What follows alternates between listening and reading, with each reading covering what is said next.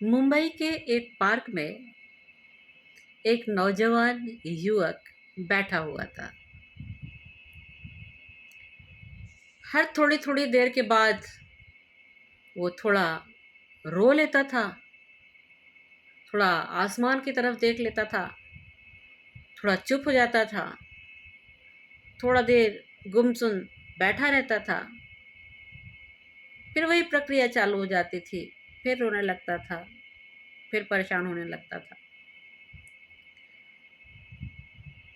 उसी समय जिस बेंच पर वो बैठा हुआ था, वहां पर एक आदमी आया, प्रौढ़ व्यक्ति। वो आकर उसके बगल में बैठ गया। उसने उस युवक से कहा, नौजवान से कहा, क्या बात है, तुम बड़े परेशान नजर आ रहे हो। अपनी परेशानी हमें बताओ, शायद मैं उसका कोई हल निकाल सकूं। उसकी सहानुभूति पाकर नवयुवक थोड़ा सा सहमने सा लगा, लेकिन उसकी सहानुभूति भरे वाक्य ने उसे उसके साथ बातें करने के लिए उद्यत कर दिया। उसने उस व्यक्ति से कहा कि मैं भाग्य का मारा हुआ हूं, मैं 10 लाख के कर्ज में डूबा हुआ हूं। मैंने अपने व्यवसाय के लिए बैंक से 10 लाख का लोन लिया हुआ था। व्यवसाय चला नहीं, सब ठप हो गया। घर में बूढ़ी बीमार माँ है, उसका इलाज नहीं करा पा रहा हूँ क्योंकि पैसे नहीं हैं। यहाँ तक कि हमारा जो घर है वह भी गिरवी पड़ा हुआ है। परिवार को भी संभाल नहीं पा रहा हूँ। मेरा दिमाग ही काम नहीं कर रहा है कि मैं क्या करूं, कैसे इन परेशानियों से पार पाऊं। मुझे कोई रास्ता नहीं सुझाई दे रहा है, सारे मार्ग बंद दिख रहे हैं। मैं बहुत परेशान हूँ, बहुत हताश हूँ, बहुत निराश हूँ। और ये कहकर वो फिर बहुत तेजी से सुबक सुबक कर रोने लगा। वो जो व्यक्ति उनके पास बैठे हुए थे, उन्होंने उस नवयुवक से कहा, परेशान मत हो, मुसीबतें आती हैं, मुसीबतें टल भी जाती हैं। ऐसा है, मैं तुम्हें 10 लाख रुपए का एक चेक देता हूं। ये कहकर उन्होंने अपने बैग को खोला, उसमें से एक चेक बुक निकाली, उसमें 10 लाख रुपए भरे और उसके नीचे साइन किया और बोला कि ये 10 लाख रुपए मैं तुम्हें दे रहा हूं। नवयुवक ने फटी हुई आंखों से चेकबुक को देखा। अरे, ये साइन ये साइन तो जमशेद जी टाटा के हैं। तो क्या सामने बैठा हुआ व्यक्ति और कोई नहीं, दुनिया के धनवान व्यक्तियों में से एक जमशेद जी टाटा हैं, जो उसकी मदद के लिए तैयार बैठे हैं। और वो बिल्कुल अवाक और भौचक्का सा रह गया। उस युवक ने कहा, रख लो इसको अपने पास, और जो भी व्यवसाय में तुम्हें घाटा या हानि हुई है उन सबको इससे पूरा करो और फिर मेहनत करो। आज से ठीक 1 वर्ष के बाद मैं तुम्हें इसी जगह, इसी पार्क में, इसी समय पर, इसी बेंच पर मिलूंगा और तुम मुझे 10 लाख रुपए वापस कर देना। इसे मेरी तरफ से कर्ज समझ लो और जब तुम कमा लेना तो 1 साल का वक्त मैं तुम्हें देता हूँ, इसे तुम मुझे वापस कर देना। युवक एकदम अंदर से उसको प्रसन्नता मिल गई। उसे लगा जैसे सारी मुसीबतें एकाएक एक झटके में दूर हो गई हैं और उसकी खुशी का ठिकाना नहीं था। उसके मुंह से शब्द नहीं निकल रहे थे और उसने देखा कि वो व्यक्ति वहां से धीरे धीरे चला गया। तो वह नवयुवक भी अपने रास्ते लौटकर अपने घर आया। घर आने के बाद वो उनके विषय में सोचने लगा। एक अनजान व्यक्ति को भी, धनवान तो है ही जमशेदजी टाटा, पर दिलदार भी हैं। उन्होंने बिना कुछ सोचे समझे 10 लाख का चेक मुझे दे दिया। मुझे नहीं जानते वो, मैं उनके लिए अनजान हूँ। यहाँ तक कि मैं भी उनको नहीं जानता क्योंकि मैंने कभी उनको देखा नहीं। चेक हाथ में लिए हुए वो उसे देख रहा था और सोच रहा था कि यदि यदि एक अनजान व्यक्ति को 10 लाख रुपए का चेक न जाने किस भरोसे पर दे रहा है, वो मुझे नहीं जानता, पर फिर भी मुझ पर इतना भरोसा है उसको कि बोलता है 1 साल बाद वापस आके दे देना। तो मुझे क्या हो गया है? मैंने स्वयं पर से अपना भरोसा क्यों छोड़ दिया है? यदि वो अनजान व्यक्ति मेरे बारे में सोच सकता है कि मैं इस काबिल हूं कि मैं इतना धन कमा कर एकत्रित कर सकता हूं, तो मुझे अपने आप पर इतना भरोसा क्यों नहीं है कि मैं मेहनत करके इतना पैसा कमा सकता हूं? और साल भर तो बहुत लंबा वक्त होता है। और उसके अंदर एक नया जज्बा, एक नई ऊर्जा, एक नया उत्साह, एक नया हौसला उत्पन्न हो गया। उसने चेक को देखा और फिर चेक को संभाल कर अपने लॉकर के में रख दिया और खुद से उसने कहा कि मैं इसका इस्तेमाल नहीं करूंगा, मैं स्वयं से धन कमाने की कोशिश करूंगा। देखता हूं, मैं निश्चित तौर पर यह कर लूंगा और अगर जरूरत पड़ी तो चेक निकाल लूंगा। पहले खुद पर तो भरोसा करके देख लूं। और उसका भरोसा इतना जबरदस्त रहा,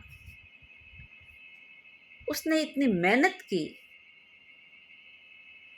अपनी मेहनत से, अपनी ईमानदारी से, अपनी निष्ठा से, अपने कर्तव्य से, अपनी मेहनत से उसने धीरे धीरे धीरे धीरे करके बैंक का सारा लोन चुका दिया।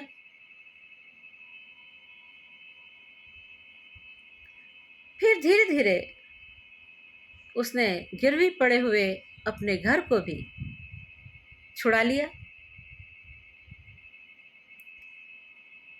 बूढ़ी माँ का भी खूब अच्छी तरह से इलाज करवाया और वो स्वस्थ हो गई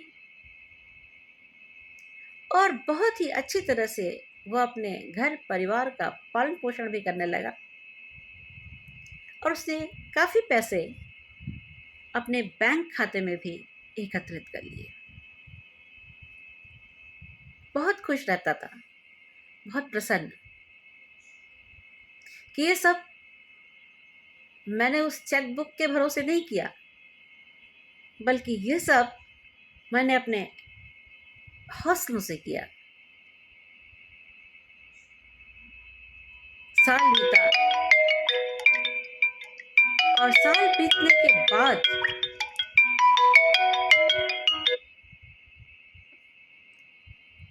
वो उसने उस चेक को निकाला,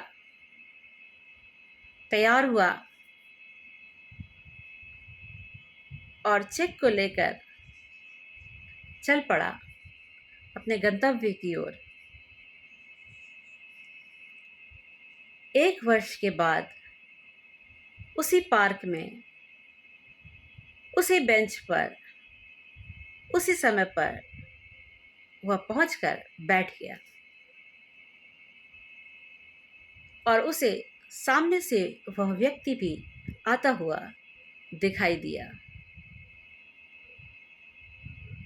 बहुत खुश हुआ, खड़ा हो गया अभिवादन करने के लिए वो, कि मैं टाटा जी का अभिवादन करूँगा, उनका शुक्रिया अदा करूँगा, उनका उन पर अपना आभार व्यक्त करूँगा। पर अभी ये कुछ ऐसा कर पाता, अचानक उस व्यक्ति के पीछे से एक नर्स आई और उसने उन्हें कस कर पकड़ लिया और उल्टा वापस लेकर जाने लगी। तो उस नवयुवक ने नर्स से पूछा, क्या हो गया है सिस्टर? इन्हें कौन सी बीमारी हो गई है? क्या हो गया, आप इनको वापस लेकर जा रहे हो? कहती, अरे ऐसा कुछ भी नहीं, ये तो पागल है, पागल खाने से बार बार भाग आता है एक बैग लेकर, अपने आप को जमशेद जी टाटा समझता है और बैंक की एक चेकबुक रखी हुई है, वो हर किसी को उस चेकबुक में पैसे भरकर देता रहता है। तो ये पागल है, पागल व्यक्ति। और वो कहते हुए नर्स उन्हें लेकर चली गई। नवयुवक अवाक रह गया, एकदम सकते में आ गया। ये क्या? इसका मतलब जिस चेक को मैं अभी लेकर खड़ा हूं वो फर्जी था।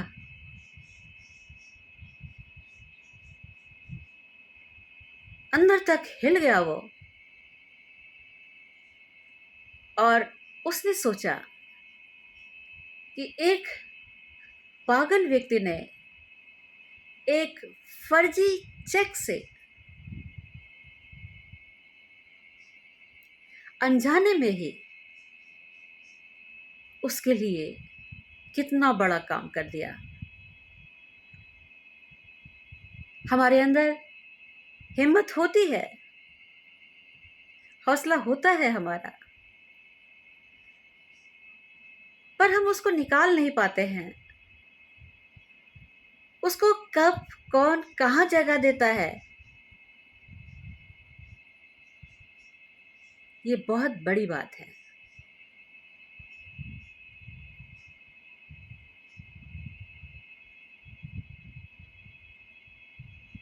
कहते हैं ना, लक्ष्य उसी को हासिल होता है, लक्ष्य उसी को हासिल होता है जिसके सपनों में भी जान होती है।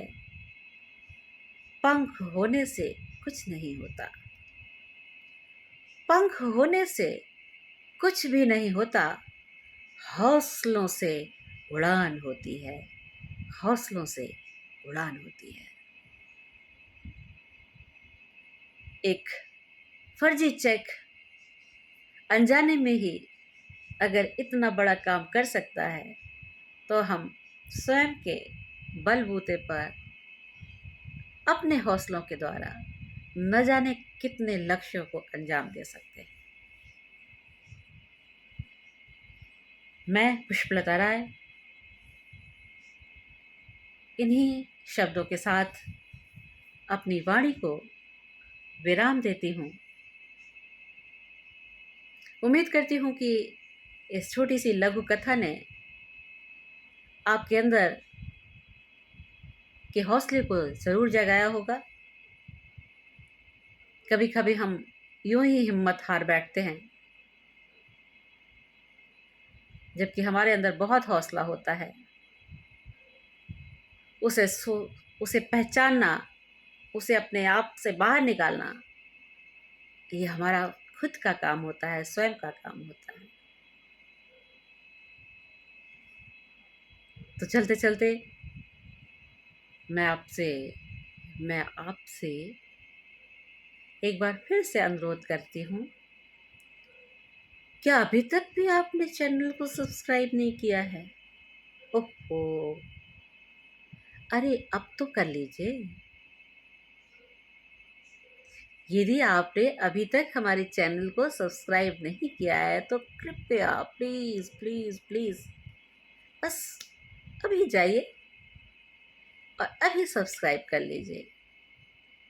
और यदि बातों में कुछ दम लगे तो इसे शेयर करने से भी मत चूकिएगा। अपने विचार हम तक ज़रूर पहुंचाइए, जिससे आगे के लिए भी हम सुंदर सुंदर कहानियाँ, कविताएं आपके समक्ष प्रस्तुत कर सकें, जो कि आपकी हौसला अफजाई कर सकें और मुझे भी आनंदित कर सके। तो चलते हैं।